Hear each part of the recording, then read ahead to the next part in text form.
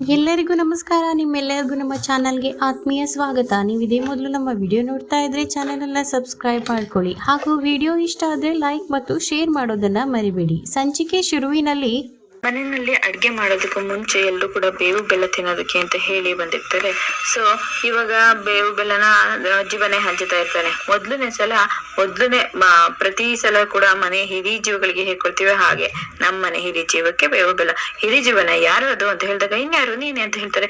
ಏನೋ ನಾನ್ ಹಿರಿ ಜೀವನ ಅಂತ ಹೇಳಿದಾಗ ಇವರಿಬ್ರು ನಗ್ತಾ ಇರ್ತಾರೆ. ಈಗ ನಮ್ಮನೆ ಗೃಹಿಣಿಗೆ ಈಗ ಬೇವು ಬೆಲ್ಲ ಅಂತ ಹೇಳಿದಾಗ ಥ್ಯಾಂಕ್ ಯು ಅಂತ ಹೇಳಿ ಇಸ್ಕೊಂಡು ತಿಂತಾಳೆ. ಈಗ ನಮ್ಮನೆ ಪುಟ್ಟ ದೇವತೆಗೆ ಬೇವು ಬೆಲ್ಲ ಅಂತ ಹೇಳಿ ಕೊಡೋದಕ್ಕೆ ಹೋಗ್ತಾನೆ. ಅಷ್ಟ್ರಲ್ಲಿ ಬಂದು ರಚನಾ ತಡೆದ್ಬಿಡ್ತಾಳೆ. ರೀ ಇದ್ಯಾಕ್ರಿ ಅಂತ ಹೇಳಿದಾಗ ಕೃಷ್ಣನ್ಗೆ ಯಾವಾಗ್ಲೂ ಬೆಲ್ಲನ ಮಾತ್ರ ತಿನ್ಸಿ ಬೇವೇನ್ ಕೊಡ್ಬೇಡಿ ಅಂತ ಹೇಳಿದಾಗ ಅದೇಗ್ರಿ ಆಗುತ್ತೆ, ಹಬ್ಬ ಅಂತ ಅಂದ್ಮೇಲೆ ಬೇವು ಬೆಲ್ಲ ತಿನ್ಲೇಬೇಕಲ್ವಾ, ಅವಳ ಜೀವನದಲ್ಲಿ ಕಷ್ಟ ಸುಖ ಅನ್ನೋದು ಸಮನಾಗಿ ಬರ್ಬೇಕು ತಾನೆ. ಇಲ್ಲ, ಅವಳ ಜೀವನದಲ್ಲಿ ಬರೀ ಯಾವಾಗ್ಲೂ ಖುಷಿ ಸಂತೋಷ ಅನ್ನೋದು ಮಾತ್ರ ಬರ್ಬೇಕು, ಕಷ್ಟ ಅನ್ನೋದೇನಿದ್ರು ನಾನ್ ತಗೋತೀನಿ ಅಂತ ಹೇಳಿದಾಗ ಅಲ್ಲರಿ ಬರೀ ಸ್ವೀಟ್ ತಿಂತ ಇದ್ರೆ ಜೀವನ ಬೋರ್ ಆಗೋದಿಲ್ವಾ, ಖಾರ ತಿಂದ್ರೆ ತಾನೆ ಸ್ವೀಟ್ ಇಂದು ಪರಿಮಳ ಗೊತ್ತಾಗೋದು, ಅವ್ಳಿಗೆ ಅದ್ರ ಸ್ವಾದ ಗೊತ್ತಾಗೋದು ಅಂತ ಹೇಳಿದಾಗ ಏನೇ ಇರ್ಬೋದು ನಿಮ್ ಫಿಲಾಸಫಿ ಎಲ್ಲ ನೀವೇ ಇಟ್ಕೊಂಡಿರಿ. ಆದ್ರೆ ನಾನ್ ಮಾತ್ರ ನನ್ನ ಜೀವನದಲ್ಲಿ ಕೃಷ್ಣನ್ಗೆ ಯಾವ್ದೇ ರೀತಿ ಸಮಸ್ಯೆ ಆಗೋದಕ್ಕೂ ಬಿಡೋದಿಲ್ಲ. ಅವಳಿಗೆ ಏನೇ ಕಷ್ಟ ಬಂದ್ರು ಕೂಡ ಅದಕ್ ನಾನ್ ಮೊದ್ಲು ತಲೆ ಕೊಡೋದು ನಾನು ಅಂತ ಹೇಳ್ತಾಳೆ. ಈಗ ಅವಳಿಗೆ ಏನಾದ್ರು ಕಷ್ಟ ಬಂತು ಅಂತ ಅಂದ್ರೆ ಹಾಗೇನ್ ಮಾಡ್ತೀವಿ, ನಾನ್ ಇದೀನಲ್ಲ, ನನ್ನ ದಾಡ್ಕೊಂಡು ಅವಳಿಗೆ ಯಾವ ಕಷ್ಟ ಬರುತ್ತೆ ಅದ್ ಏನೇ ಬಂದ್ರು ಅದಕ್ ನಾನೇ ಮುಂದೆ ನಿಂತ್ಕೊತೀನಿ ಅಂತ ಹೇಳಿ ಆ ಬೇವು ಬೆಲ್ಲನ ತಗೊಂಡು ಅದ್ರಲ್ಲಿರೋ ಬೇವನ್ನೆಲ್ಲ ಅವಳು ತಿನ್ಬಿಟ್ಟು ಬೆಲ್ಲನ್ ಮಾತ್ರ ಕೃಷ್ಣನ್ ಕೈಗೆ ಕೊಡ್ತಾಳೆ. ಆಗ ಅದನ್ನ ನೋಡಿ ಇವರಿಬ್ರು ಕೂಡ ತುಂಬಾನೇ ಖುಷಿ ಪಡ್ತಾ ಇರ್ತಾರೆ. ರಚನಾ, ನೀವು ನಿಮ್ ಮಗಳನ್ನ ಎಷ್ಟು ಪ್ರೀತಿ ಮಾಡ್ತೀರಾ ಅಂತ ಇದರಿಂದಾನೇ ಗೊತ್ತಾಗ್ತಾ ಇದೆ. ಹೌದು, ಮತ್ತೆ ನನ್ ಜೀವನ ಇರೋದೇ ಕೃಷ್ಣನ್ಗೋಸ್ಕರ, ಅವಳಿಗೋಸ್ಕರನೇ ನಾನು ಇಷ್ಟೆಲ್ಲ ಸ್ಯಾಕ್ರಿಫೈಸ್ ಮಾಡಿರೋದು, ರಿಸ್ಕ್ ತಗೊಂಡಿರೋದು. ಅಂತದ್ರಲ್ಲಿ ಅವಳಿಗೋಸ್ಕರ ನಾನು ಇಷ್ಟು ಮಾಡಿಲ್ಲ ಅಂತ ಅಂದ್ರೆ ನಾನ್ ಮಾಡಿರೋದೆಲ್ಲ ವ್ಯರ್ಥ ಆಗ್ಬಿಡೋದಿಲ್ವ ಬಾಲ ಅಂತ ಹೇಳಿ ಹೇಳ್ತಾಳೆ. ಹೌದು, ಸೂಪರ್ ನೀವು ಅಂತ ಹೇಳಿ ಹೇಳ್ತಾರೆ. ಅಷ್ಟ್ರಲ್ಲಿ ನೋಡಿದ್ರೆ ಕಾಲಿಂಗ್ ಬೆಲ್ ಆಗುತ್ತೆ. ಯಾರಿರ್ಬೋದು ಅಂತ ಹೇಳಿ ಬಂದು ಜೀವನ ತೆಗಿತಾನೆ. ಅಲ್ಲಿ ವಜ್ರೇಶ್ವರಿ ಮತ್ತೆ ಅವ್ರ ಫ್ಯಾಮಿಲಿ ಅವರೆಲ್ಲರೂ ಕೂಡ ಬಂದಿರ್ತಾರೆ. ಅದನ್ನ ನೋಡಿ ಅವನಿಗೆ ತುಂಬಾನೇ ಶಾಕ್ ಆಗುತ್ತೆ. ಏನ್ ಹೇಳಿದೆ ಅವರು ಮನೆಗ್ ಬಂದಿರೋರ್ನ ಮನೆ ಒಳಗಡೆ ಬನ್ನಿ ಅಂತ ಕರೆಯಲ್ವಾ ಅಂತ ಹೇಳಿ ಹೇಳ್ತಾಳೆ. ಹಾಗೆ ಇವನಿಗೆ ತುಂಬಾನೇ ಶಾಕ್ ಆಗುತ್ತೆ. ಬನ್ನಿ ಅಂತ ಹೇಳಿ ಕರ್ಕೊಂಡ್ ಬರ್ತಾನೆ.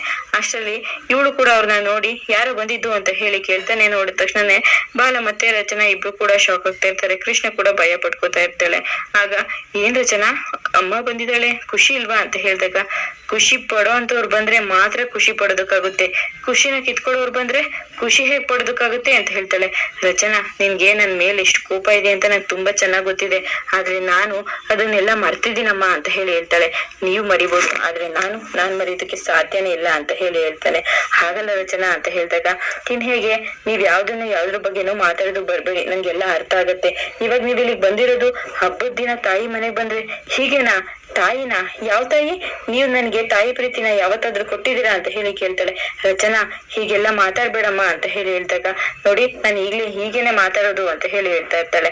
ಅಷ್ಟರಲ್ಲಿ ರಚನಾ, ಆಗಿರೋದೆಲ್ಲ ಆಗೋಯ್ತು, ಇವಾಗ ನಾನು ಪ್ರೀತಿಯಿಂದ ನಿನ್ ಗಂಡ ಮಕ್ಳು ಬಾಲ ಎಲ್ರೂ ಕೂಡ ಮನೆ ಕರ್ಕೊಂಡು ಹೋಗೋದಕ್ಕೆ ಅಂತ ಹೇಳಿ ಬಂದಿದ್ದೀನಿ, ದಯವಿಟ್ಟು ಬಾಮ ಅಂತ ಹೇಳ್ತಾರೆ. ಏನು, ನಾನು ನನ್ ಗಂಡ ಮಕ್ಳ ಜೊತೆ ಆ ಮನೆ ಬರ್ಬೇಕಾ? ಸಾಧ್ಯನೇ ಇಲ್ಲ ಅಂತ ಹೇಳ್ತಾನೆ. ರಚನಾ ಅಂತ ಹೇಳಿದಾಗ ನೋಡಿ ನಾನ್ ಬರಲ್ಲ ಅಂತ ಅಂದ್ಮೇಲೆ ಬರಲ್ಲ ಅಷ್ಟೇ, ಇವಾಗ ನೀವು ಕರೆದ್ರು ಅಷ್ಟೇ ಕರೆದಿಲ್ಲ ಅಂದ್ರು ಅಷ್ಟೇ, ನಾನ್ ಆ ಮನೆಗ್ ಬರಲ್ಲ ಅಂತ ಹೇಳಿ ಹೇಳ್ಬಿಡ್ತಾಳೆ.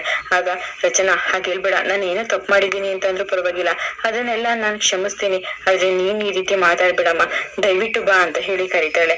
ಆದ್ರೂ ಕೂಡ ಅವ್ಳು ಏನು ಮಾತಾಡ್ದೇನೆ ಇಲ್ಲ ನನ್ ಬರೋದಕ್ ಆಗೋದಿಲ್ಲ, ನಾನ್ ಬರಲ್ಲ ಅಂತ ಹೇಳಿ ಹೇಳ್ಬಿಡ್ತಾಳೆ. ರಚನಾಗ್ ತುಂಬಾನೇ ಬೇಜಾರಾಗ್ತಾ ಇರುತ್ತೆ. ಹಾಗೆ ವಜ್ರೇಶ್ವರಿ ಕೋಪ ಮಾಡ್ಕೊತಾ ಇರ್ತಾಳೆ.